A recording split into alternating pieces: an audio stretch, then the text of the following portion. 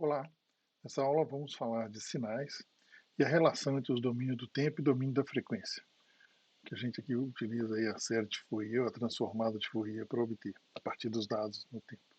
Vamos falar do conceito de espectro de potência e a métrica de valor eficaz, o RMS, como é que isso se relaciona e o que é distorção harmônica e fator de potência verdadeiro, que são resultados dessa teoria aí. Então, a primeira pergunta que a gente faz, e aí é o seguinte, considerando que tem uma matemática avançada para poder fazer a transformação do tempo no domínio da frequência, a pergunta é por que a gente tem que estudar isso? E aí a ideia desse slide, dessa aula, é exatamente responder isso. A primeira coisa é por causa da relevância. Entender o seguinte, sinais periódicos que ficam escondidos devido ao ruído no domínio do tempo são facilmente destacados, identificados no domínio da frequência. Aqui eu tenho um exemplo. Esse sinal aqui é um sinal periódico, aqui sem ruído, nesse primeiro gráfico, sem ruído, que nós nós convertemos aqui, fizemos o espectro de frequência dele, e a gente observou o seguinte, olha, esse sinal tem aí três harmônicos, três frequências que estão destacadas aqui dentro, ou seja, eu componho três senoides e formo esse sinal. Quando eu olho para esse sinal aqui no tempo, eu não vejo de imediato nenhuma relação com este gráfico aqui. Ou seja, eu não vejo nenhuma relação imediata entre esses gráficos. Todavia, quando eu transformo esse gráfico aqui, que está no domínio do tempo, para o domínio da frequência, é, a gente vê, olha, tem as mesmas frequências, exatamente as mesmas raias. Então, ou seja, são sinais parecidos. E o ruído que estava com. Aí ele ficou espalhado em todas as frequências. Olha, então o legal é o seguinte: no tempo, o ruído em amplitude ele obscurece, ele esconde o sinal. O sinal fica desvanecido aí nesse meio. Mas, quando nós vamos para o domínio da frequência, se o ruído se espalhar em todas as frequências, aquelas frequências que estão presentes com maior força, onde há periodicidade, ele aparece. Estou falando aqui assim, embaixo tem ruído, em cima não tem, isso que aparece. Aí, por que estudar isso ainda? Se a matemática é difícil e tal? Porque osciloscópios, que é um equipamento utilizado pelos técnicos para poder visualizar sinais, ou mesmo aplicativos de software que faz aquisição de dados, hoje é uma função. Você aperta, no osciloscópio é uma tecla, você aperta FFT e ele converte o seu sinal no domínio do tempo para o domínio da frequência, sem nenhum problema. O MATLAB tem a função FFT. Eu passei alguns exemplos para vocês no notebook mostrando como é que você chama a função. O que a função faz, não interessa. Coloca a função, ela entra com os sinais do domínio do tempo. Aí eu preparei um exemplo para ilustrar como isso é feito. E você tem. O que a gente precisa aqui é interpretar, saber interpretar o que essas raias, o que o domínio da frequência representa e como isso faz. Esse é o objetivo dessa aula.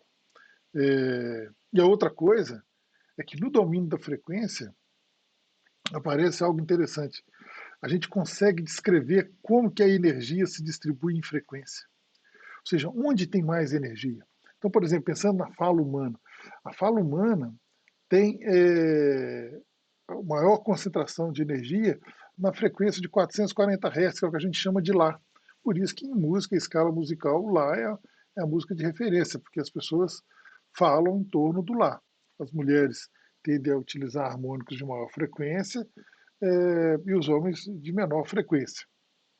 Então, essa é uma das motivações. Ou seja, ir para o domínio da frequência nos permitiu não só visualizar as frequências, sinais periódicos que estavam desvanecidos ou ocultados pelo ruído, como também descobrir como que a energia se distribui em cada frequência. E isso vai nos permitir filtrar, analisar, reforçar ou mensurar efeitos ou descobrir a origem de interferências. Por exemplo, a frequência da rede elétrica é 60 Hz. Se o sinal elétrico estiver contaminando o sinal de áudio, a gente vai lá, se vai estar o sinal de áudio que parece que é ruído, e você extrai. Se você tiver muita energia na frequência de 60 Hz, você sabe, não, nós temos que dar um jeito de blindar, afastar os cabos, para exatamente mitigar esse efeito aqui, ou colocar um filtro, como ocorre nas linhas telefônicas analógicas. Vamos entender, então, como que é esse domínio da frequência. Então, vamos lá. Primeira coisa, o que é harmônico? O que é harmonia? A harmonia é uma combinação agradável de sons. por exemplo, combinações simultâneas de notas em uma corda.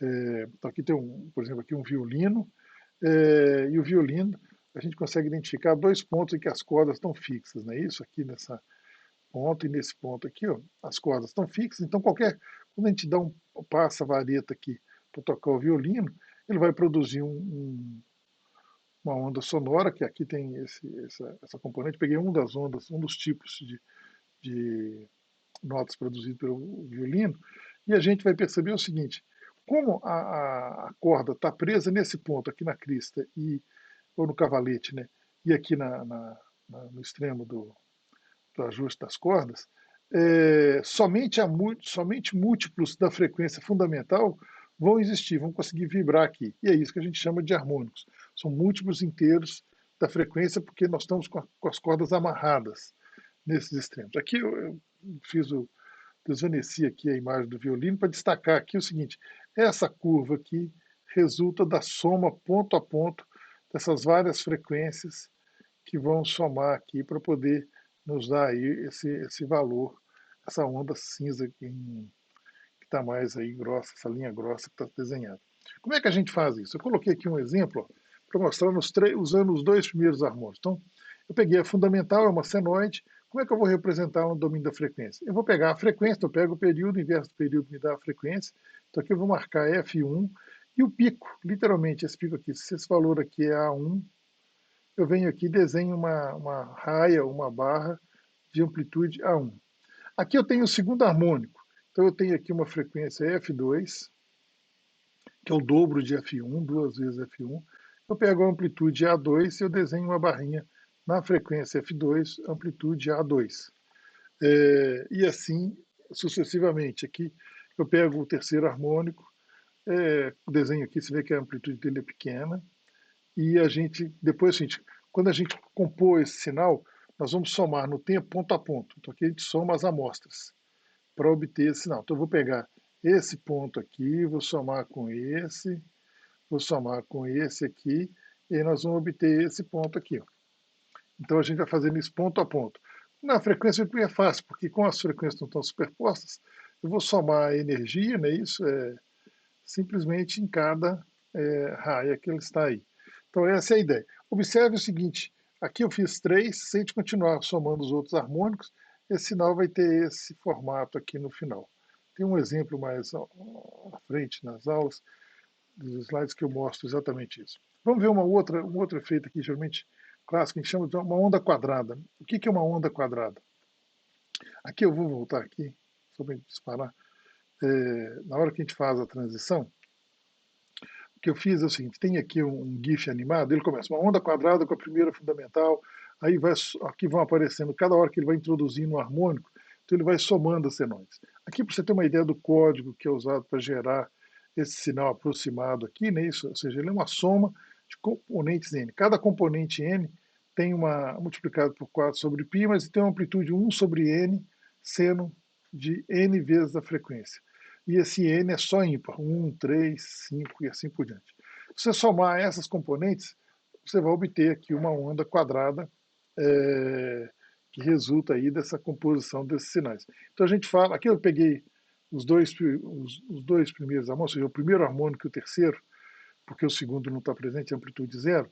Então eu represento aqui com uma barra o terceiro harmônico, e quando eu somo, e aqui, somando, esse aqui é interessante, porque você pegar o valor de pico, e aqui tem o valor de pico no terceiro harmônico negativo, você vê que em vez de você ter o sinal assim, ele simplesmente subtrai, então ele fica essas duas ondinhas aí, não é isso? E aqui, se você prestar atenção no GIF animado, ele vai recomeçar aqui, então, aqui, ó, primeiro fundamental, agora o terceiro harmônico, depois o quinto, e assim eu vou somando esse... Desculpa, o ar-condicionado. E aí nós vamos compondo. E isso aqui foi feito pelo Michelson há mais de 150 anos atrás, e quando ele construiu uma máquina mecânica para fazer essa aproximação, ele percebeu que a canetinha que ia desenhando a aproximação produzia um biquinho aqui na frente. Ele achou que a máquina dele estava com defeito, e aí ele passou isso para um amigo dele, o Gibbs, que era um matemático, e o Gibbs pega e explica que, não, quando a gente faz essa aproximação aqui, é de se esperar que se forme um biquinho realmente, E quanto maior a frequência, ou seja, quanto maior o harmônico, tá vendo? Mais detalhado vai ficando a onda aqui. Por isso que a gente fala que essa borda aqui, ó, da mudança da onda quadrada, contém altas frequências, porque para nós representarmos ela bem, nós temos que colocar frequências cada vez mais altas. E pela aproximação de Fourier, esse biquinho aqui, que é chamado aproximação de Gibbs, está lá. Por isso que a gente faz um filtro para remover esse sinal quando a gente está aproximando uma onda quadrada pelos seus harmônicos aí. Então aqui mostrou claramente assim, um sinal no tempo sendo aproximado por uma soma de senoides. Isso é muito importante, porque senoide para nós é a nossa vogal, a letra mais elementar. E a gente vai compondo sinais que são composições resultando disso. Vamos avançar aqui para a gente ver mais um pouco sobre isso. Então a gente tem aqui um sinal no tempo, aqui clássico aí, V igual a seno de ômega t, o desenho da senoide, todo mundo tem que saber desenhar a senoide, por isso que lá na aula 3, 4, eu passei para vocês como desenhar a senoide à mão, para vocês entenderem. Aqui está uma representação dessa matemática, a função de transferência, o domínio da frequência de uma função senoidal. E aqui como que a gente representa isso no domínio da frequência. Você representa simplesmente onde esse número aqui é zero. E aí ele está exatamente em ômega, que é a frequência da senoide. E aqui a gente representa a amplitude desse sinal, que é clássico. Bem, o valor máximo, ou seja, esse valor máximo aqui, o valor de pico, a amplitude, é a melhor forma para se expressar o sinal sinodal no domínio da frequência? Nem sempre. Aqui é bom só assim. Naturalmente, ou seja, quando você faz matematicamente, a amplitude aparece aqui na representação matemática no domínio da frequência, S ser no domínio da frequência, não é isso? Mas, por exemplo, na hora que a gente utiliza fasores em eletrotécnica, a representação do módulo a gente usa o valor de pico sobre raiz de 2. Por quê? Porque os multímetros, os valores eficazes, são indicados por medidores como voltímetros e amperímetros, sem distinguir as componentes em frequências. Então, ou seja, quando você usa um multímetro para medir, se o sinal está variando, ele não está preocupado, ele vai pegar aquele número, fazer uma conta root mean square das amostras, ou vai usar uma métrica de forma, né? Isso ele assume que o sinal é senoidal, então ele mede o máximo e divide por raiz de 2. Ele te reporta apenas esse valor eficaz, que é a métrica que a gente usa para fazer. A vantagem dessa métrica de valor eficaz é que se eu elevo ao quadrado, eu vou poder calcular potência. E potência eu vou conseguir dimensionar os sistemas. Ou seja, se eu tenho um circuito que tem uma potência muito maior do que a fonte consegue fornecer, você vai ter um problema de sobrecarga, de aquecimento. Então, assim, potência a gente usa para dimensionar os circuitos para que eles possam operar de forma segura e robusta. Aí. Bem, da mesma forma, os sinais que a gente obtém a partir de dados experimentais, quando a gente utiliza equipamentos, canalizador de espectro, para cada componente, ou seja, nós vimos lá naquela motivação que uma das coisas interessantes do domínio da frequência é que eu posso ver como que a energia se distribui ao longo das frequências. Então, posso ver qual frequência que tem mais energia. E aí, alguns equipamentos, o default, ou seja, a configuração inicial, é de apresentar com potência espectral como valor RMS. Então, você tem que prestar atenção se o ajuste do gráfico no domínio da frequência ele está para valor RMS ou para valor de pico, e aí ou amplitude, e isso tem que ficar bem claro. Aqui tem um exemplo de um sinal que tem lá uma componente fundamental e seus harmônicos ímpares aí, e a gente chama o seguinte, toda frequência que é um múltiplo que não é a frequência fundamental, a gente chama de distorção harmônica. Vai ficar mais claro no exemplo à frente. Aí. Representações de uma onda quadrada. Aqui eu fiz uma representação 3D, porque ela ajuda a visualizar essas duas coisas, que é pegar uma onda quadrada, que é uma onda quadrada que nós estamos aproximando aqui até o sétimo harmônico, então você vê lá a bordinha do Gibbs lá aparecendo aí, do efeito Gibbs. Isso aqui é o domínio do tempo, a gente consegue ver. O Nike sempre falou que o domínio do tempo é muito fácil, a amplitude é fácil das pessoas reconhecerem. O domínio da frequência não. Então preste atenção na aula, que o objetivo dessa aula é que você consiga entender pelo menos parte da informação representada no domínio da frequência, porque ele não é tão intuitivo, mas é fundamental para você ver coisas que no domínio do tempo ficam desvanecidas, ocultadas pelo ruído. Bem, o domínio da frequência, esse aqui o gráfico no domínio da frequência e esse aqui o gráfico nosso no domínio do tempo. Vamos ver aqui em 3D como é que isso funciona. Então nós vimos lá que a gente representou uma senoide e foi somando as várias componentes, não é isso? Aqui eu desenhei ao longo desse eixo aqui o tempo e ao longo aqui os harmônicos.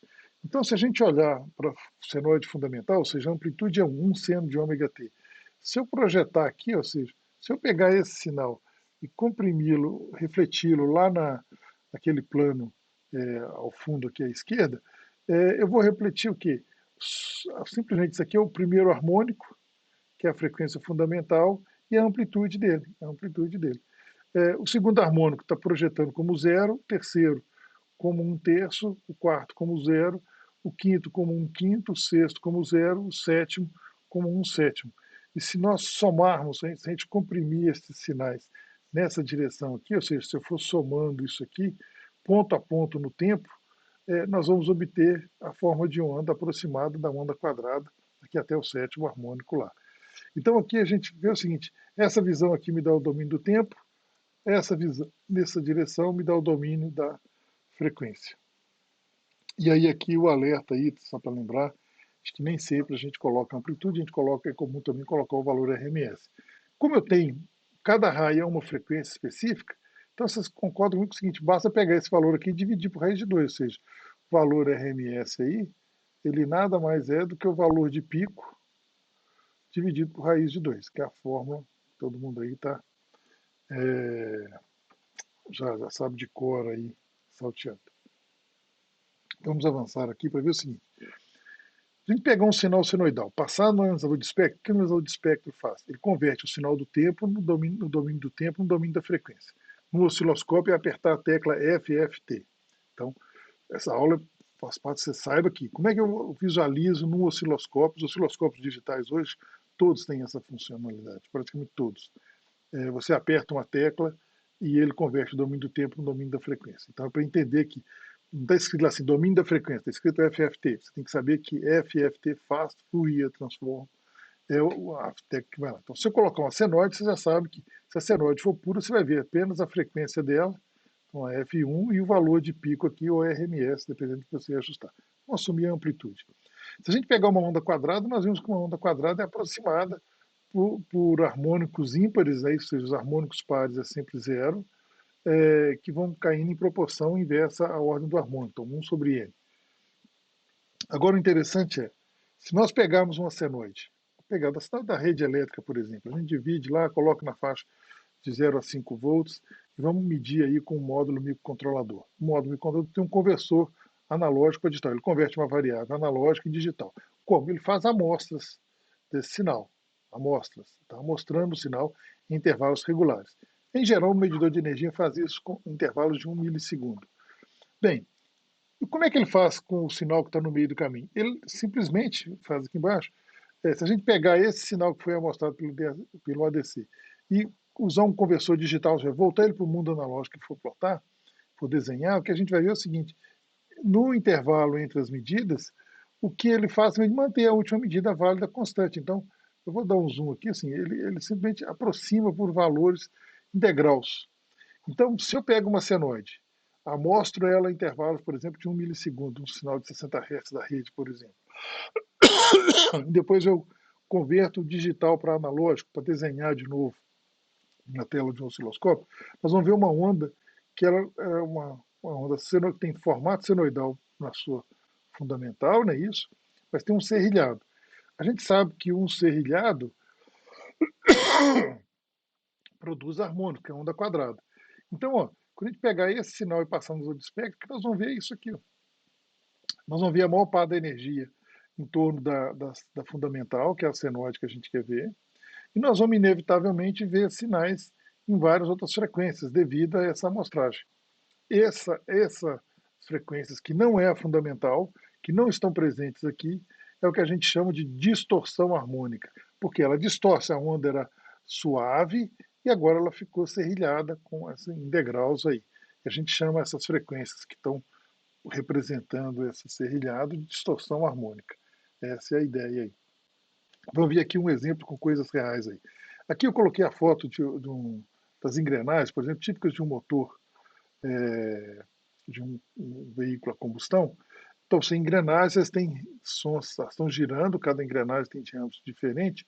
Aqui um sinal simulado aqui, que representa a periodicidade. Então, o interessante desse sinal aí é que ele produz, inclusive, uma periodicidade no domínio da frequência.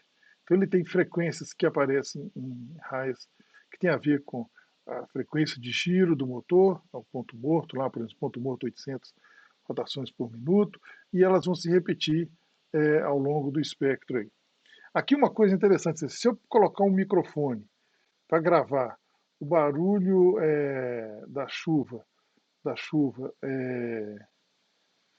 o barulho da chuva num guarda-chuva, o que a gente vai obter é um sinal que é um ruído, é um chiado, não é isso?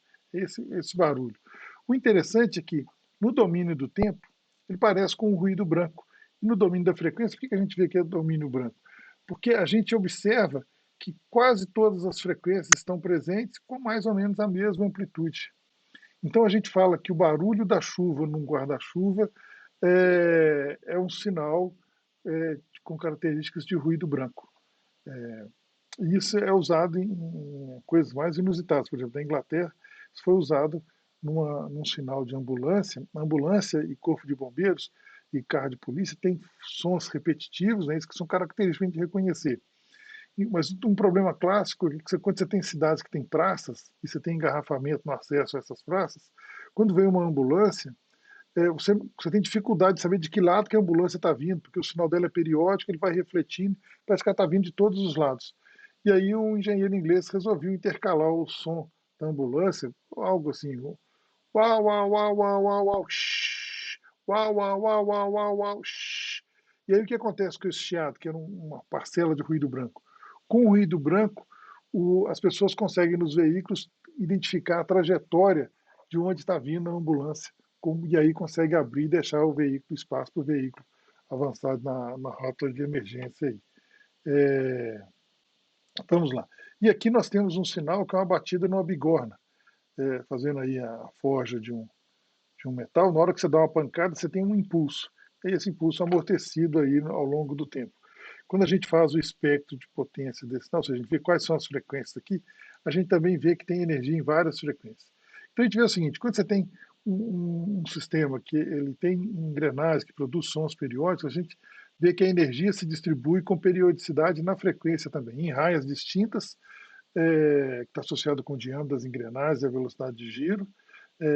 A energia, no caso do barulho de um guarda-chuva, que é análogo à tensão de um resistor, por exemplo, que é o ruído térmico, ela se distribui uniformemente em todas as frequências. E a gente vê com a bigorna, que é um sinal de praticamente um impulso, uma pancada, ela se distribui com energia por todas as frequências. Então, se você olhar num determinado trecho, isso aqui é muito semelhante ao ruído branco. E são sinais no tempo muito diferentes. Então, aqui começa uma outra coisa interessante. Sinais que são no tempo muito diferentes, em termos de energia distribuída ao longo das frequências, têm características muito próximas. E isso é algo que vai nos ajudar a entender outras coisas que a gente vê nos exemplos mais à frente. Vamos avançar aqui. Uma das coisas frequentes é a gente usa um microfone para captar aquele ruído das engrenagens lá, está aqui o sinal. Aí a gente amplifica, né? Isso aqui, depois que a gente amplifica o sinal, a gente pode fazer, apertando a tecla FFT do osciloscópio, a gente vê o espectro ou no domínio do tempo. A gente pode ver os dois hoje nos osciloscópios mais novos. Depois entra uma coisa que é filtrar. O que é filtrar? Eu quero remover essas frequências mais altas aqui, ó, que fazem esses biquinhos. Lembra que a onda quadrada, a borda da onda quadrada foi feita com harmônicos cada vez maior, dando um efeito de Gibbs? Então é mais ou menos o seguinte, cara, é possível eu chegar aqui e fazer um filtro que deixa passar só essa parcela de frequências? Por exemplo, o nosso ouvido é um filtro natural desse tipo. Nós não ouvimos frequências abaixo de 20 Hz e não ouvimos acima de 20 kHz. Quer dizer, jovens e crianças ouvem até frequência até 20 kHz. Pessoas mais velhas, acima dos 50 anos, como eu, por exemplo, você já não responde, não consegue perceber muitos sons acima de 14 kHz. Isso, por exemplo, foi usado na Inglaterra para expulsar uns jovens punks que ficavam sentados no beiral de uma loja para gente granfina, para os bachelors, né? Isso, o pessoal ia comprar terno, chega o cara rico com o mordomo dele lá, o motorista, e aí ele vê um monte de punk na loja e ele não entra na loja. E aí o dono da loja não pode tirar as pessoas dali da borda da loja porque o local é público.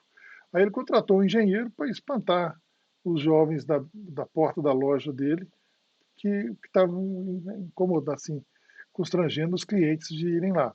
E aí o que eles fizeram para isso? Colocaram em cima do beiral da loja alto-falantes emitindo sons de 17 kHz em alta intensidade.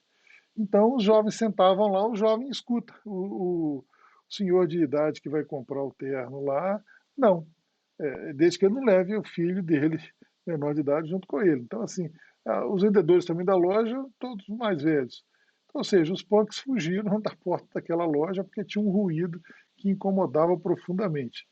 É, isso também ocorre, por exemplo, em sala de aula. Às vezes, hoje com celular, você consegue gerar sons de frequências mais variadas.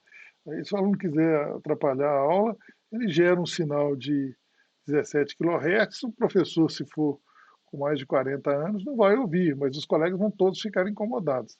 É claro que aí os próprios colegas vão saber quem é a fonte do incômodo. O professor não precisa nem ouvir nesse caso, não. Mas, enfim.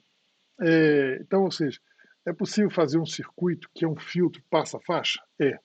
E aí aqui está a saída desse filtro, ou seja, se a gente consegue eliminar essas frequências, se tirar, eliminar a energia dessas outras frequências. Aqui a gente já vê uma outra vantagem de você trabalhar no domínio da frequência.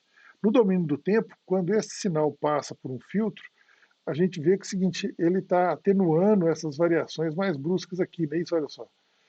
Essas bordas aqui de alta frequência foram praticamente eliminadas. Só sobrou o quê? Só sobrou a energia média que está composta nessas variações, que é o que aparece aqui. Ó. E esse sinal aqui é exatamente um sinal desse tipo, ou seja, o espectro desse sinal aqui para vocês verem lá. Então aqui você começa a ver que o domínio da frequência ele não só nos ajuda a entender como a energia se distribui ao longo das frequências, como também perceber como é que eliminar energia em frequências mais altas vai ter um impacto num sinal mais suave no domínio do tempo, que é aqui. E aí a gente vem uma outra coisa agora, que é de pegar essas várias medidas e traduzir em um número. Então a métrica que a gente faz é o valor RMS.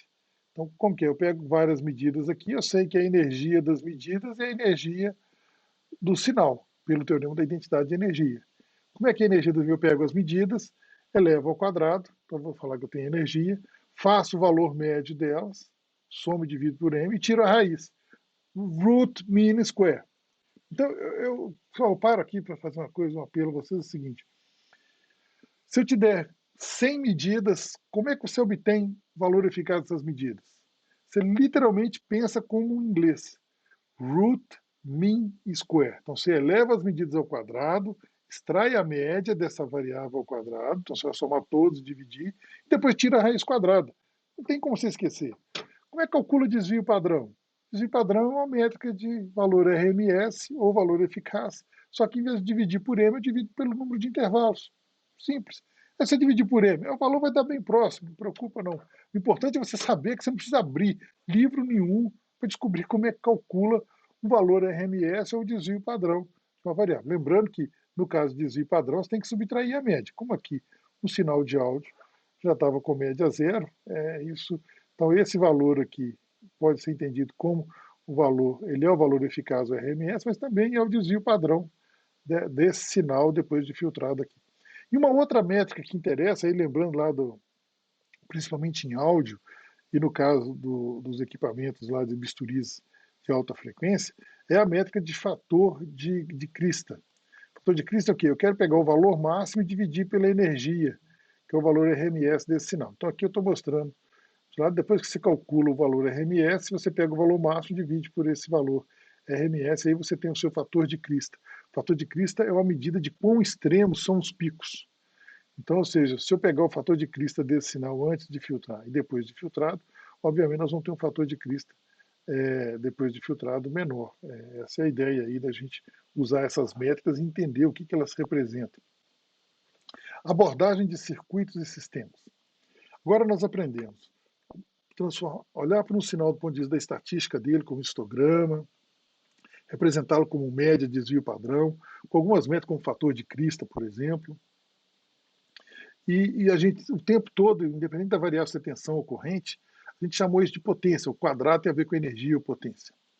E aí nós falamos também que potência é uma variável operacional, porque quando a gente liga dois sistemas, eu quero saber quanto de energia, quanto de potência um vai drenar ou fornecer para o outro. E aqui agora eu faço isso de forma genérica. Eu peguei dois sistemas físicos, que é um circuito A pode ser mecânico, pneumático, hidráulico, térmico, um circuito físico, sistema físico B, que pode ser também um outro sistema análogo ou de variáveis diferentes. E quando eu conecto esses dois sistemas, eles agora vão trocar energia.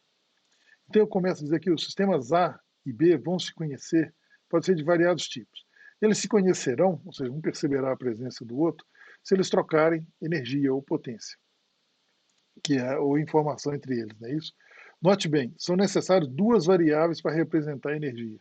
Aqui eu estou colocando tensão e corrente. Tensão é a variável sobre, corrente é a variável através que a gente vai ver aqui. O interessante é o seguinte, o produto dessas duas variáveis me dá potência. Aqui vem a questão dos temas físicos, é o seguinte, se eu tiver uma variável que é intensidade e uma de quantidade, o produto de uma variável de intensidade vezes quantidade me dá energia. Se eu pegar a quantidade e dividir por um intervalo de tempo, eu agora tenho o que a gente chama de vazão. A gente tem o que a gente chama de vazão ou escoamento. Essa é uma métrica. E aí eu passo a ter em português, acaba que é o seguinte, em inglês tem duas palavras, deixa eu abrir um parênteses aqui para falar assim. Em inglês existem duas palavras que são muito próximas e têm significados diferentes. Flow e flux. Qual o problema disso? É que ambas foram traduzidas para o português como fluxo. Mas são coisas diferentes. Fluxo é como fluxo magnético. E flow é escoamento. Escoamento. Só que a palavra escoamento, escoamento, é difícil de pronunciar. Alguma coisa está escoando, ela está passando, ela está vazando, atravessando uma seção. E fluxo, você pode ter fluxo sem ter. Nós estamos dentro de um fluxo gravitacional. Eu falo que as linhas de campo gravitacional estão escoando através da gente. Elas estão aí, pronto. Então, o que acontece é que a língua portuguesa ficou deficiente nesse ponto, porque ela traduziu duas palavras que são diferentes com a mesma palavra em português. Aí a jossa, mas tudo bem. Entendido que flow e fluxo são diferentes, a gente pode até agora usar no jargão da eletrônica, da instrumentação aí, a gente fala flow, sabendo que flow é vazão, escoamento, e isso é uma quantidade dividida por uma unidade de tempo. E aí a gente vê assim, energia dividida se eu dividir por tempo aqui, eu tenho que dividir por tempo do outro lado, não é isso? Só que energia dividida por tempo é o quê? Potência, não é isso? E a quantidade dividida por unidade de tempo vira o fluxo aqui. Aqui é interessante mostrar o seguinte, corrente elétrica tem a letra I, porque ela foi associada com intensidade de corrente elétrica, que é um nome não adequado, mas já pegou, não tem como mudar. É só saber aqui que intensidade a gente muda a palavra intensidade para esforço, para poder criar aí essa distinção entre as duas coisas. O importante vocês saberem é energia é o produto de duas grandezas, uma de intensidade, uma de quantidade. Então tem que ter por isso que energia elétrica, por exemplo, a gente paga em energia. Você tem que ter um mês. Quanto de energia você consumiu naquele mês? Você integra.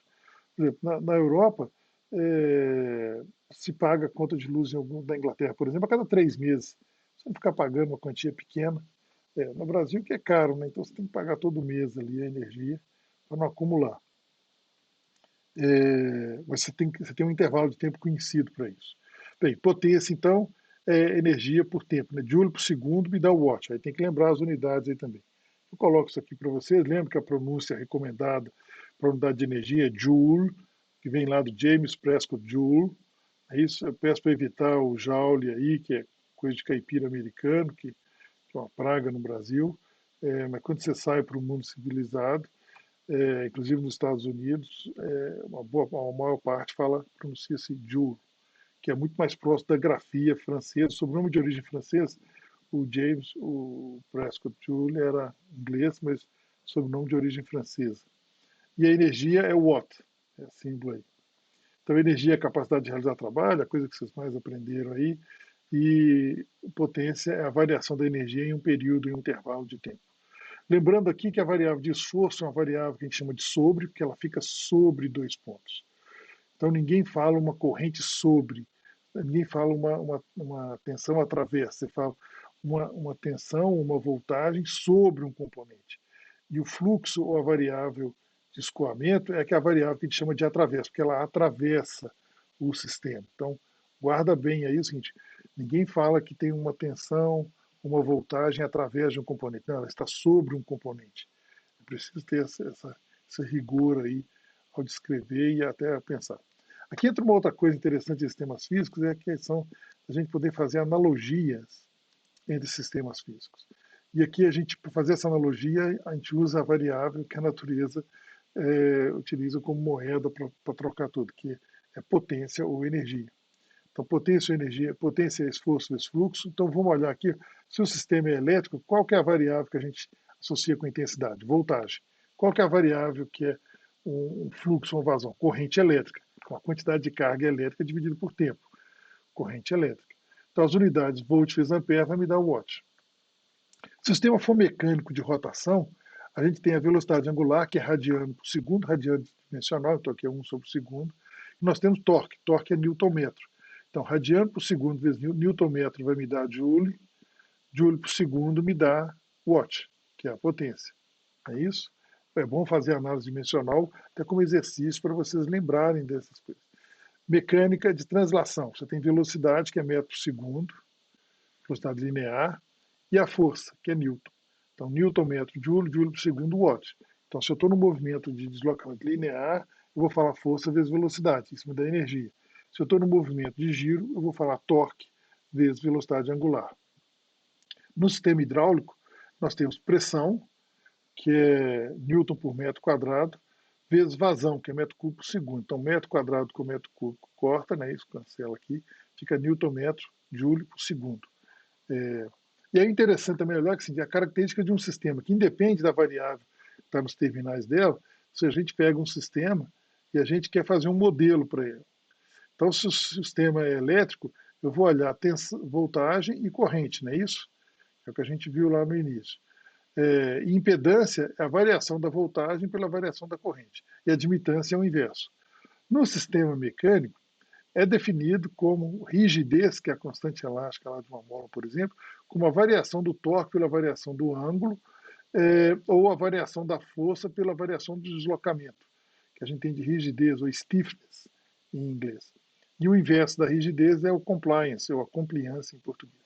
No sistema hidráulico, a gente tem variação de pressão sobre variação de vazão, que isso nos dá a resistência hidráulica. A complicação, tanto no sistema mecânico quanto no sistema hidráulica, é que esses parâmetros aqui não são constantes, não são lineares, como é no sistema elétrico, com V igual a RI, quando você tem resistência. Então, geralmente, são parâmetros não lineares. Por que a gente tem que ter esse conceito de potência e energia e como é que isso se relaciona com o valor eficaz?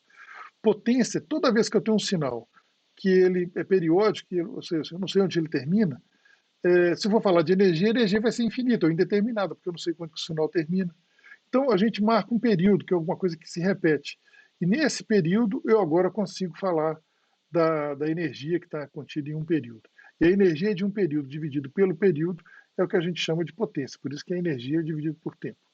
Aqui está as métricas para um sinal senoidal, não é isso?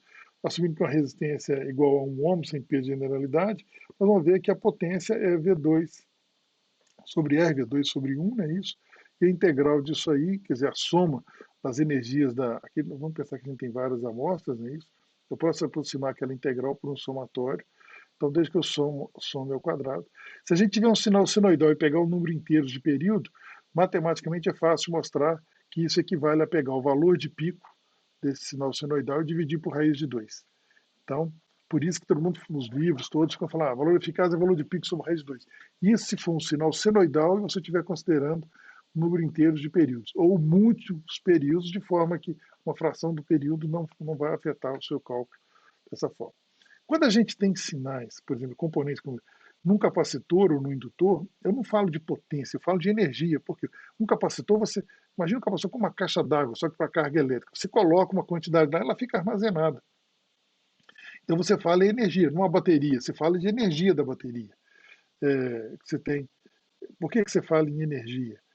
Por quê? Porque é algo que é finito, tem uma quantidade de tempo. Ou seja, imagina um seu sinal que ele não é periódico, ele vai para zero, Então você consegue quantizar quanto de energia que esse sinal tem. Então, no caso de indutores e capacitores, a gente fala de energia armazenada. E a energia, é fácil mostrar que ela é meio de L, que é a indutância, vezes a corrente ao quadrado. E no caso de capacitor, que é o dual, meio de CV ao quadrado. Isso se calcula a energia armazenada instantaneamente em determinado componente. Então, aqui, esse slide é mais para mostrar que a energia tem um limite de tempo e potência quando o sinal é periódico, e aí você vai expressar isso aí. Essa é a ideia original. Aqui, como que valor eficaz e desvio padrão se relacionam, que eu estou repetindo já do outro slide que a gente já falou. Valor médio é o valor esperado, aqui é uma forma de escrever valor esperado de V de T, que você vai somar esses valores, esse S aqui significa a soma, vezes o intervalo, dividido pelo período. A variável de desvio padrão, a gente tem que pegar uma variável de desvio. O que é a variável de desvio? É aquela em que você tem valor médio igual a zero. E aí você calcula essa energia dela aqui. Aqui no caso, observe o seguinte, no caso do pegando desvio padrão analógico, eu não estou considerando intervalo, tá vendo? Eu estou deixando o período inteiro, porque então essa aqui a gente poderia dizer que é aproximado, não é isso? Se a gente for pensar. Essa aqui está como valor RMS, literalmente. Então, o cálculo do valor médio do desvio padrão com uma variável amostrada, quando eu tenho amostra, às vezes eu vou substituir a integral por somatório e eu vou aproximar o valor eficaz de uma componente alternada pelo desvio padrão.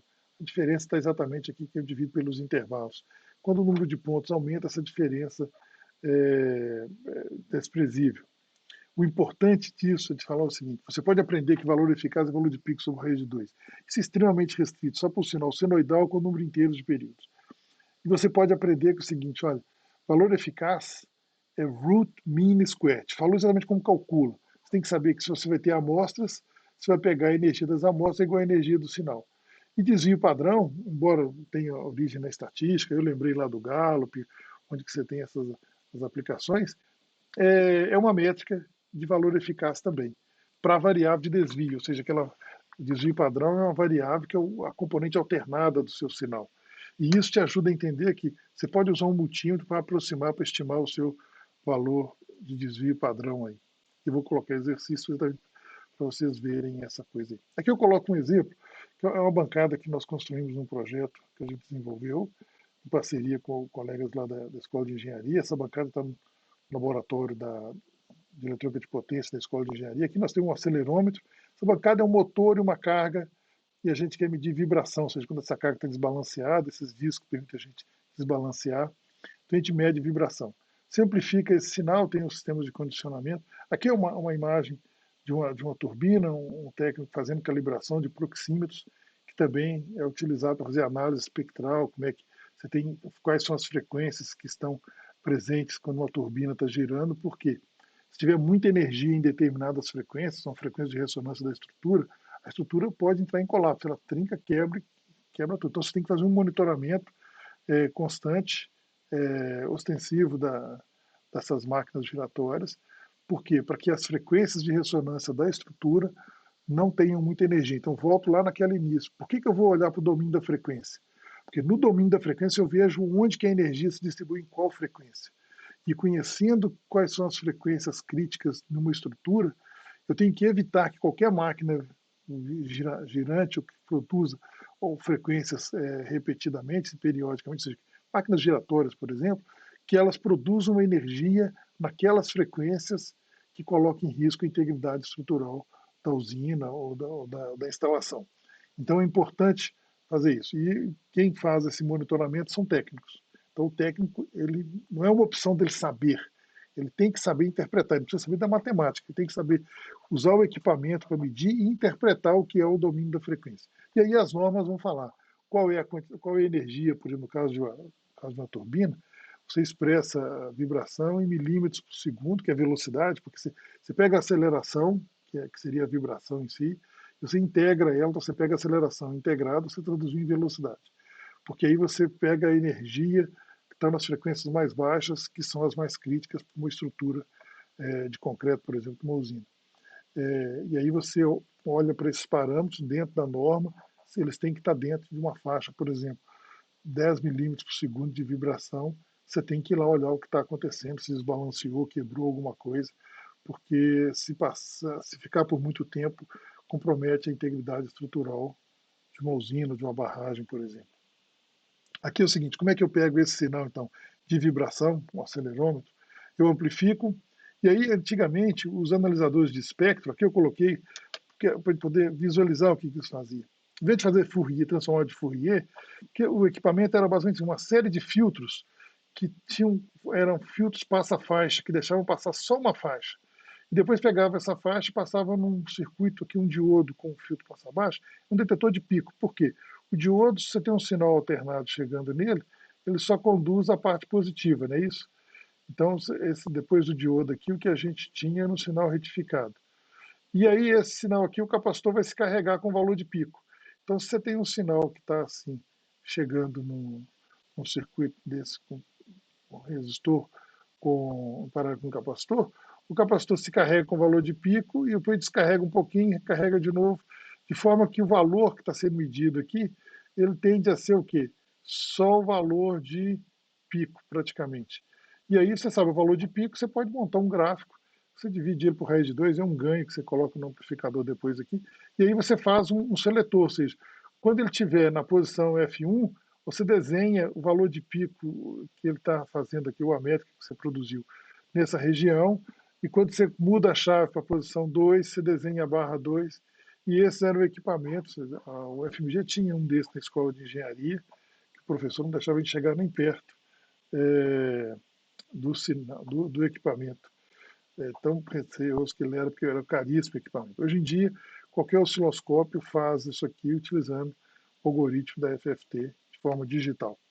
E eu diria para você assim, talvez um dos algoritmos mais importantes do século XX foi o algoritmo da transformada rápida de Fourier, que é o FFT, porque isso gerou em vários equipamentos uma teclinha que é escrito FFT, que converte domínio do tempo para domínio da frequência, que é o objetivo dessa aula. Se eu tenho todas as medidas aqui, estou lá com o meu sinal no domínio do tempo, eu simplesmente faço amostras, somo e eu produzo um número. E é esse número que você reporta para o técnico ou o operador que fica monitorando a máquina.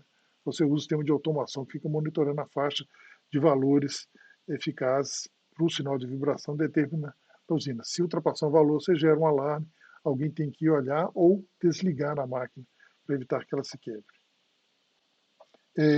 Aqui volta uma outra questão, que são sinais determinísticos e estocásticos. O que é um sinal estocástico? Vamos olhar aqui o sinal de ruído branco. Aqui eu peguei um exemplo, que é clássico. Por exemplo, o campus da UFMG ele tem uma pavimentação poliédrica, pedras. Aqui eu coloquei um carro andando em cima de uma estrada típica, de uma rua típica aqui do campus da Universidade na Pampulha. O que ocorre é o seguinte, essa pavimentação poliédrica, ela aparece como um sinal de ruído branco. O sinal de ruído branco, se a gente coloca no espectro, é igual a chuva. Tem todas as frequências. Todas as frequências. Um veículo tem parafuso, o parafuso que aperta as lanternas do carro, aperta as maçanetas. E o que ocorre?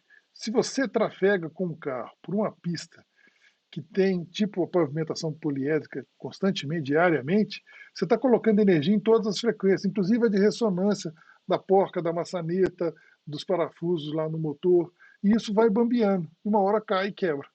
Então, eu diria o seguinte, comprar um carro com 2, 3 anos de alguém que trafega diariamente com a pavimentação poliédrica é fria, porque alguma coisa vai soltar e quebrar ali em algum momento. A outra coisa é como é que as montadoras testam os veículos.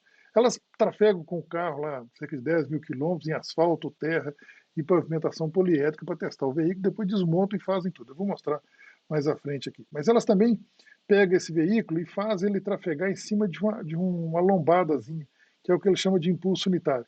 Uma barrinha típica dessa aqui, que eu já vi já em uma montadora, são 2,5 centímetros de altura e 5 centímetros de largura. Então, quando você passa o carro em cima dessa barra, aqui eu coloquei uma foto de uma caminhonete passando em cima de um quebra-mola desse, usado para testar esse veículo aí como uma forma de ilustração. Isso aqui é o sinal que a gente traduz como impulso unitário. Esse é o nosso impulso unitário. O interessante é que, lembra da bigorna, como a gente deu a pancada? Ela produz também um espectro, energia em várias frequências. Então aqui é o seguinte, para eu testar um veículo, se eu passar ele num quebra-mola, eu vou estar equivalente a andar com ele numa pavimentação poliédrica. É claro que resguardado aqui a quantidade de energia, mas Isso aqui é que eu queria que você, de várias coisas que a gente falou, quando a gente vai para o domínio da frequência, eu tenho sinais que no tempo são muito diferentes e no domínio da frequência são muito próximos. E isso nos ajuda a entender efeitos como, por exemplo, o do veículo aí. Vamos ver aqui como ilustração. Aqui tem um exemplozinho de um modelo reduzido, é um carrinho com sistema massa-mola, que é o modelo do, de um veículo. E como é que era feito antigamente a resposta ao impulso desse carrinho. Olha lá, ele passa no impulso e vai desenhando uma resposta exponencial amortecida na tela. Vamos ver de novo aí a resposta ao impulso do veículo. Ou seja, aqui eu estou representando um amortecedor e uma mola. E aí, quando o veículo andar aqui, aqui tá, o pneu é modelado com um amortecedor e mola, mais uma massa e outra massa. Olha aqui o desenho na tela lá de quando ele passa. A partir daquele desenho, se extrai ali valores. Aqui tem um veículo em teste, outro GIF. Ops, vamos voltar aqui. Aqui à direita tem o teste de um veículo, aí, um BMW, onde ele é testado a suspensão até os desgastes para verificar conforto e durabilidade das peças. Então, quem for trabalhar com instrumentação eletrônica ou automação numa fábrica de veículos automotores, no desenvolvimento você precisa ter esse entendimento de resposta degrau, caracterização, como é que você extrai os parâmetros de uma curva amortecida para entender o significado disso aí. Aqui o que é o processo estocástico? Isso aqui, mais para poder expandir, para entender, pegando essa coisa dos veículos aí, é o seguinte. Eu peguei aqui 5 fontes de alimentação e vou ajustar essas fontes para produzir 5 volts. E aqui nesse gráfico, cada curva dessa, aqui eu tenho uma que está mais em negrito, mais destacada, a curva mais grossa, é de uma fonte. Observa que os valores estão todos em torno de 5 volts, mas não é 5 volts, embora lá a fonte corrente contínua, de tensão contínua deveria ter 5 volts, então uma pequena variabilidade lá. Se essas fontes forem produzidas num processo estocástico é que ele varia no experimento e no tempo. Então aqui, ou seja, se você fixar a atenção e olhar ao longo do tempo, a tensão de todas as fontes varia. Por outro lado, se eu escolher várias fontes diferentes, no caso aqui 5, ao longo de um único tempo, então aqui está aqui, ó, é esse curva aqui. Aqui eu estou plotando a estatística. Estou usando, eu calculei a média dessas amostras e a variabilidade delas. E com isso desenhei essa curva gaussiana. Interessante, isso aqui é um sistema simulado, é que a média ao longo do tempo e a variabilidade ao longo do tempo é a mesma ao longo de vários experimentos. Isso é um processo que a gente chama ergódico. O que é um processo ergódico? É um processo estocástico que tem essa característica de que a média ao longo do tempo é a mesma, os parâmetros estatísticos de média e variabilidade ao longo do tempo, são os mesmos ao longo de um experimento. A vantagem, quando eu tenho um processo, então, processo estocástico é quando você tem variação no tempo e no experimento. Uma classe de processos estocásticos bem desejada, e a indústria toda que produz bens de consumo se baseia nisso, é que ela busca ter um processo estocástico ergódico. O que é isso? É que a variabilidade nas amostras, as estatísticas das amostras, ao longo de um instante de tempo, é a mesma ao longo do tempo. Qual a vantagem disso? É que eu não preciso testar todos os veículos para saber como é que é a durabilidade de uma peça, ou como é que é o conforto, como é que são as características estatísticas desse veículo. Basta eu testar um veículo e se a linha de produção for uniforme, eu vou aplicar os mesmos, a estatística do tempo é a mesma na amostra. Essa é a ideia aí. Porque eu coloquei veículo exatamente para isso. Vocês devem ver que tem, aqui nas ruas de Belo Horizonte, tem vários veículos aí da montadora Fiat que são testados na rua. Você testa 8, 10 veículos, depois desmonta e a estatística que você fizer das peças, durabilidade e falhas ali, servem depois, desde que a linha seja um processo estocástico ergódico, vão se aplicar com tranquilidade aí. Como calcular o valor eficaz de um sinal? Aí é só lembrando lá da aula de valor eficaz, você tem a componente contínua e componente alternada, você simplesmente pega a energia, que é o quadrado, soma as variáveis ao quadrado, tira a raiz quadrada. E se você tiver as amostras? A média, você soma e divide pelo número de amostras, e você pega a componente alternada como? Você subtrai a componente contínua e soma ao quadrado. E aí você tem o seu valor eficaz. Aqui eu coloquei n-1 para enfatizar a referência aí ao desvio padrão, mas pode ser n desde que o número de amostras seja grande o bastante. Aqui um exemplo numérico, uma componente contínua 2 volts e uma componente alternada aí com o valor de pico 1, que vai ser 1 sobre raiz de 2, 0,707. Compondo a energia dos dois sinais, o valor RMS é 2,12. E aqui está a ideia aí do... Isso aqui é a componente contínua que o multímetro de corrente contínua mede. A componente CA é o valor eficaz só para a parte de desvio, ou seja, só para a parte alternada. Se tiver um multímetro True RMS CC mais CA, ele vai medir a energia das duas componentes. E é isso que eu quero que vocês saibam, que eu vou verificar em alguns exercícios com vocês. Como que eu calculo o valor eficaz de um sinal composto por vários harmônicos? Se eu conheço cada componente, eu sei a amplitude, eu sei o valor eficaz de cada componente, eu simplesmente somo todas as energias e tiro a raiz quadrada. Simples assim.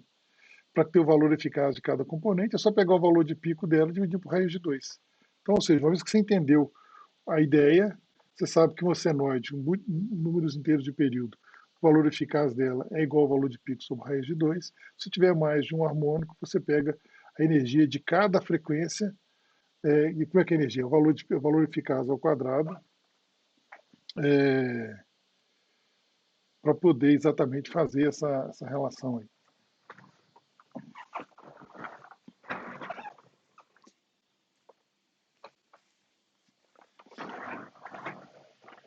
Vamos lá, vamos retornar aqui ao sinal.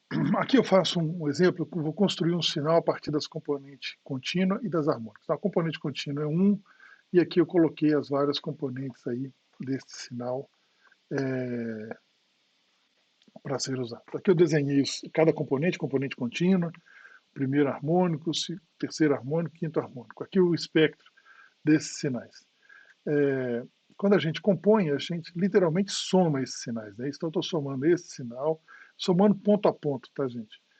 E aí a gente obtém o sinal vermelho aqui, que ele aproxima uma onda quadrada. E aqui a gente soma os espectros. Observa que aqui eu tenho uma componente contínua, que é a frequência zero. Viu que aparece aí? Porque esse sinal aqui, ele não está com média zero. A média dele é 1. Está vendo aqui? 1 é a média desse sinal. Então ele varia uma onda. Estou aproximando com essas componentes uma onda quadrada, cujo valor médio é 1 aí.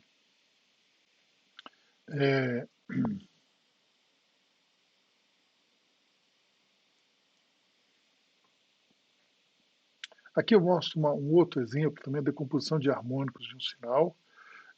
Aqui tem vários harmônicos pares e ímpares presentes, como é que a onda no domínio do tempo, no domínio da frequência, como é que ela é composta. Então, assim, para o slide aí, copia esse sinal, produz esses dois diagramas, diagrama do domínio da frequência, diagrama do domínio do tempo, para vocês poderem visualizar e entender essa questão da composição do sinal.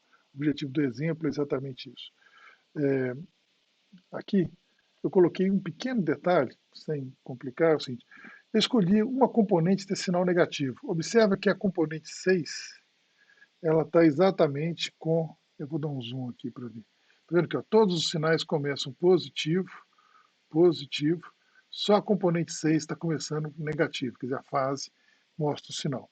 Isso é para mostrar o seguinte, quando a gente faz esse desenho aqui, estou fazendo desenho da amplitude, do módulo. Eu preciso de um outro diagrama que represente a fase. No caso aqui, todos estariam com fase 0, com exceção da componente 6, estaria com a fase de 180 graus. Então, quando a gente pega um sinal no tempo e converte para o domínio da frequência, no domínio da frequência eu preciso de duas informações e não só uma. Eu preciso do módulo e da fase.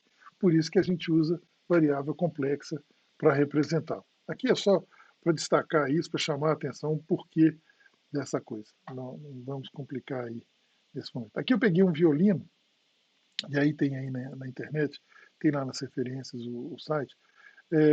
Dependendo de quando você passa a vareta no violino, você tem mais de uma trajetória. Então tem um que chama tipo 1, 2, 3 e 4. Aqui eu escolhi o tipo 4. E eu peguei os dados lá que representam aí os 10 primeiros harmônicos de um violino comercial aí, para mostrar como é que ele é decomposto e como é que isso serve para fazer a análise. Então, quando você faz desse tipo, você tem um violino de referência e consegue comparar.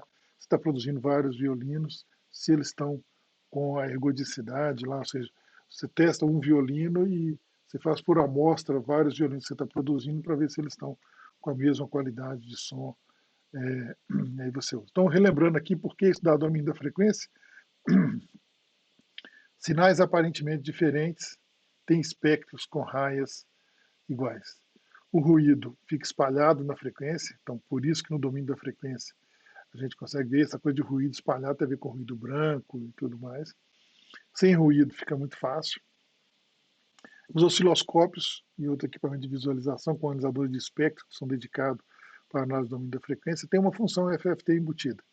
Então, o que você precisa, o MATLAB tem a função já implementada. Você precisa entender como interpretar isso, que é o objetivo. E no domínio da frequência, a gente entende como que o sinal, como que a energia se distribui em frequências. E isso é que é interessante, porque essa é uma informação relevante no caso, por exemplo, de usinas. Se eu tiver muita energia na frequência de ressonância da turbina, né, instalada numa determinada usina, o risco dessa usina colapsar é enorme. E isso já ocorreu. Isso já ocorreu. Inclusive, na Rússia, teve uma usina que teve um acidente durante uma visita de vários estudantes, são centenas de estudantes visitando, e a usina entrou em ressonância e quebrou, desceu tudo. Foi uma catástrofe aí. Isso há mais ou menos 20 anos atrás aí. Aqui é o seguinte, agora que a gente entendeu o que é harmônico, vamos ver lá, eu tenho que traduzir isso em números, em métricas. Então, uma das métricas que tem é essa que chama THDN, Total Harmonic Distortion Plus Noise. Então, Total Harmonic, distorção harmônica total. Noise é ruído. Essa é uma métrica muito fácil. Aqui eu coloquei um sinal, para poder exacerbar o período de 60 Hz, eu cortei, mas existe aqui uma variabilidade lenta que não está aparecendo aqui, mas ela está aqui nos sinais, está vendo? Ela está aqui no domínio da frequência. Então, esse é um exemplo de um sinal que. O sinal que está aqui fundamental é em 1 kHz, está vendo aqui? Ó, 10 a 3, 1 kHz. Essa é a raia do nosso sinal de referência. Só que ele tem ruído, que tem ruído de alta frequência, que tem a ver com os harmônicos dele, e tem ruído de baixa frequência, que está nessa região aqui, que são de 60 Hz, que é algo extremamente comum aí. A questão agora é que eu faço uma métrica para traduzir esse sinal todo em um único número. Uma das coisas que a gente faz é, se eu tenho todas as medidas, eu pego essas medidas ao quadrado, faço root mean square, elevo ao quadrado, faço a média e tiro a raiz. Eu obtenho esse valor aqui, VRMS total. Se eu sei qual é a frequência que eu quero, nós vamos filtrar esse sinal e deixar passar. Só vou ver a altura na frequência fundamental, que é a que nos interessa, que é a raia aqui, lá em 1 kHz. Então, eu retiro, como eu conheço a amplitude dela, eu retiro a energia dela e divido por essa energia. Com isso, eu estou produzindo essa métrica que chama THDN. Então, essa é a métrica mais fácil de ser calculada, que eu estou medindo quanto que é de distorção. Ou seja, o que estamos falando? Eu estou falando o seguinte, se não existir, se a energia total for exatamente igual à energia do primeiro harmônico, isso aqui vai produzir zero no numerador. E aí não significa que eu não tenho energia em nenhuma outra frequência, só a fundamental. Ok? Agora, se eu tiver energia ou ruído em outras frequências, quanto maior a energia em outras frequências e no ruído, maior vai ser essa diferença aqui no numerador. E aí essa métrica aqui vai crescer. Então, THDN é uma métrica, é um número que nos permite comparar sinais sem precisar ficar analisando o espectro para saber qual sinal tem maior distorção, maior contaminação. Na rede elétrica, na análise de qualidade de energia, é importante a gente ter o que a métrica aí, você tem medidores de qualidade de energia, que são medidores de qualidade de energia, o nome é feito construído para isso. Ele vai medir o que a gente chama a distorção harmônica total, sem ter o ruído. Como que ele faz isso? Ele faz o seguinte, eu vou olhar toda a energia que está em todas as componentes que não é fundamental, dividido pela fundamental. É basicamente a anterior, mas com uma diferença. Aqui eu só olho para as harmônicas, tá vendo? Eu vou somar do harmônico 2 até uma ordem maior lá, eu coloquei infinito aqui, dividido pela fundamental. É, por quê? Eu não estou interessado em se tem harmônicos de frequência menor ou de outras frequências. Eu estou interessado na distorção harmônica em relação àquele sinal que eu considerei como fundamental. No caso da rede elétrica, isso é geralmente 60 Hz no Brasil, Paraguai 50 Hz. Aqui está um exemplo de uma lâmpada LED inocente, que você tem que fazer um retificador básico hoje, e aí você aciona lá 28 LEDs, por exemplo, é clássico dessas. Quando você faz um retificador, o que acontece é, a sua onda que está sendo retificada, ou seja, tem uma onda senoidal, a ponte de diodos só vai conduzir quando aqui tiver mais e menos. E quando for no ciclo negativo, conduz esse outro diodo aqui. O que acontece nesse sinal, eu vou dar um zoom aqui, é que você inicialmente sobe até o valor de pico e depois você vai descarregando lentamente, que é o equivalente da energia que você vai colocar lá para os seus LEDs. O que ocorre é que no segundo ciclo, os diodos só conduzem aonde? Eles só conduzem por um breve momento para repor a carga no capacitor, que foi perdida durante o ciclo em que o diodo estava aberto. E esse problema aqui é o seguinte: essa onda de corrente que é em forma de pulso, essa forma de corrente em forma de pulso é a que vai gerar a nossa distorção harmônica. E o problema disso aqui é que essa distorção harmônica, quando ela aumenta em quantidade, por exemplo, no Brasil, por volta de 2001, teve uma série de apagões, que teve uma seca, que igual a que a gente está tendo agora nesse ano, mas tinha uma outra coisa crítica, que os sistemas de proteção do sistema elétrico não estavam preparados para lidar com harmônicos de componentes eletrônicos. Então, muita gente vai para a praia no verão, isso ocorreu em janeiro, acho que de 2001, e esses aparelhos eletrônicos gerando excesso de ruído na rede, o sistema de proteção não viu. E aí você excede a carga e uma hora o sistema desliga, e a hora que desliga todo mundo fica sem energia, e você tem depois um tempo para poder restabelecer isso, devido ao efeito cascata do sistema. Aqui eu vou só mencionar o seguinte: fator de potência, algo que vocês aprenderam lá em eletrotécnica, tal, que tem a ver com o seguinte: o ângulo de defasagem entre a tensão e a corrente, porque isso reduz, o que interessa para nós é a parte ativa da potência. A potência ativa é a tensão vezes a corrente vezes o cosseno φ. O que a gente vê é que se tem muita onda injetando harmônicos na rede, esses harmônicos vão ter um impacto no fator de potência. Isso foi chamado, por analogia, de cosseno teta, mas não tem nada a ver com cosseno. Cosseno teta aqui é um nome, um fator cosseno teta aí, que é simplesmente a energia do primeiro harmônico dividido pela energia total do sinal. E essa é uma medida assim: se só tiver energia no primeiro harmônico, ou seja, não tiver nenhum harmônico além do 1, esse fator dá 1. Então, o seu fator de potência verdadeiro é o próprio cosseno φ. Mas quanto maior a energia em frequências que não a fundamental, menor vai ser o seu fator de potência verdadeiro. O que significa isso? Se você instalar muitas lâmpadas, muitos reatores eletrônicos na sua residência, ou na sua fábrica, ou na escola, como aconteceu aqui na própria universidade, é, você pode ter o efeito de ter um fator de potência muito menor do que aquele que você tiver só cargas indutivas. Qual é o problema do fator de potência ser pequeno? É aquele problema do reativo. O reativo é a energia que fica trafegando na rede, mas não é efetivamente entregue. Então você sobrecarrega a capacidade de transferência de potência das linhas de transmissão de energia elétrica sem efetivamente entregar energia. E esse é um problema que afeta a qualidade da energia. Então, uma instalação industrial, por exemplo, tem que ter um fator de potência acima de 0,95.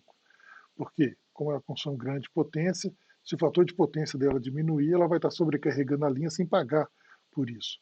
E aí você tem monitoramento e normas e multa para evitar. Então é importante estar atento que se tiver muita carga eletrônica, é importante reduzir a distorção que é inerente aí dos processos de retificação. Aqui, só para fechar, arrematar a aula aí, em termos de qualidade de energia, a gente vive isso hoje.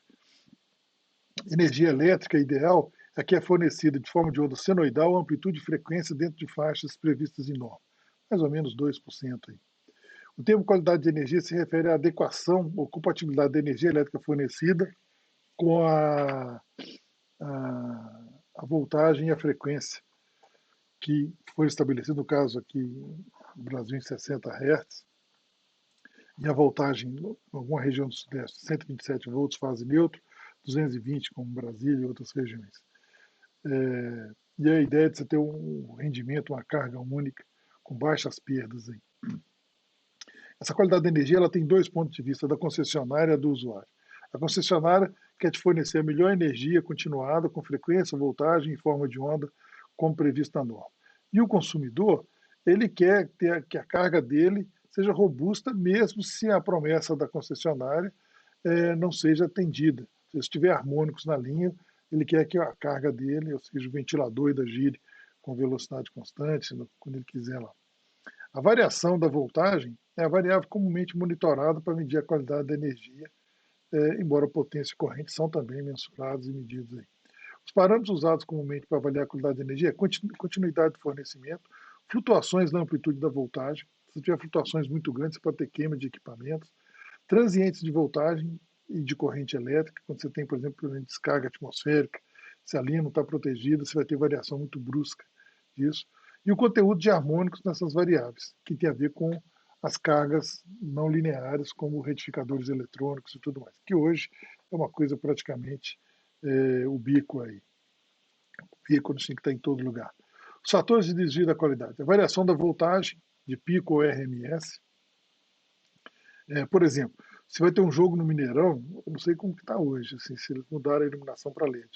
Mas antigamente, 2 horas antes do jogo, a CEMIG aumentava a tensão na região da Pampulha para quando os holofotes do Mineirão fossem acesos, a tensão ia cair e ia continuar dentro da faixa. Então, na região da Pampulha, as pessoas sofriam uma variação aí de 10 volts aos domingos, devido a essa coisa de você acender os jogos.